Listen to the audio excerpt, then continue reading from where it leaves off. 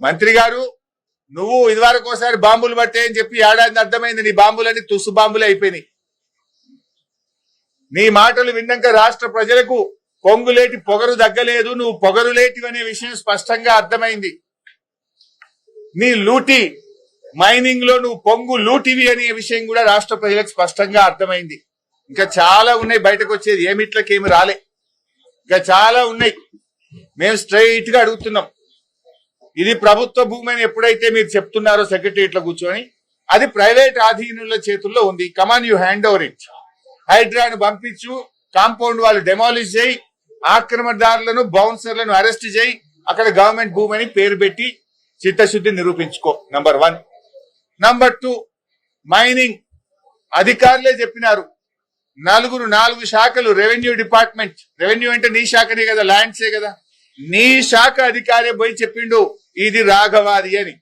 Revenue, electricity, mining, pollution control board 4 శాఖల అధికారులు పోయి ఇది రాఘవ అక్రమ మైనింగ్ అని నీకు నోటీస్ ఇచ్చింది. ఆ 4 శాఖల మీద యాక్షన్ తీసుకో. మరి వాళ్ళ తప్ప నీ తప్ప తేలాలి కదా. మరి లేదు, నీ ముఖ్యమంత్రి, నీ మైనింగ్ మంత్రి, నీ సహచర మంత్రి చెప్పిండు కదా ఇది రాఘవది, మేమే దొరకబట్టినాం, మేమే పెనాల్టీ చేసినాం, దొంగను దొరకబట్టినాం, పైసలు వసూలు చేసినామని నీ ముఖ్యమంత్రి చెప్పిండు. మరి ముఖ్యమంత్రి చేత చెప్పి, ముఖ్యమంత్రి అసెంబ్లీలో అబద్ధం ఆడిండని చెప్పి, మరి మైనింగ్ మంత్రితో చెప్పి ఆయన అబద్ధం ఆడిండని చెప్పు. లేదు, నువ్వు క్షమాపణ చెప్పు ఫస్ట్.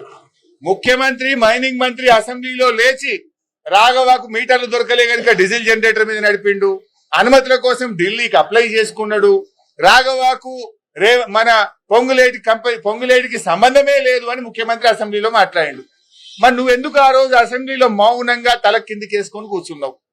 క్షమాపణ చెప్పు. మరి ఆ రోజు నేను లేవలేదు అసెంబ్లీలా, నాకు అర్థం కాలేని క్షమాపణ చెప్పు. మరి 12 రోజులకు ఎందుకో నీకు జ్ఞానోదయం అయింది. అన్ని ప్రజలకు అర్థమైపోయినాయి, this is all humbug drama. నువ్వు ఇవాళ పొంగులేటి కాదు, పొంగు లూటివి, నువ్వు బాంబు లేటివి, నువ్వు పొగరు లూటివి, ఇవన్నీ అబద్ధాలు మాట్లాడుతున్నావు అనే విషయం స్పష్టంగా అర్థమైంది.